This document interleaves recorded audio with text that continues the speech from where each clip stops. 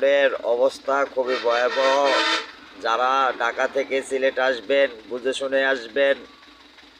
আর হস্তা ভাড়া আসলেও লাভ নাই। এক রাত একদিন খালি জ্যাম ঠেলে সিলেট যাওয়া লাগে। দর্শকরা, এক রাত শেষ করছি, আরেকদিনও শেষ করতেছি। দেখেন এখনও বিশাল জামে পড়ে আছি। আর যাওয়ার দিনও এত কষ্ট। রাত শেষ সকাল শেষ, আরেক সন্ধ্যায় যে মাল পৌঁছাইছি। তবে ভাইয়েরা যারা আসবেন, আমার ড্রাইভার ভাই যারা আছেন, ঢাকা শহর থেকে রওনা দিবেন সিলেটের উদ্দেশ্য করে, বুঝে শুনে রওনা করবেন। এক রাত আরেক দিন তো শেষ করতেছে, এখন তো 10টা না 11টা বাজে, তো বিশাল জাম। হ্যাঁ, সব ড্রাইভার ভাইয়েরা কষ্ট করতেছে, অনেকে ঘুমাচ্ছে।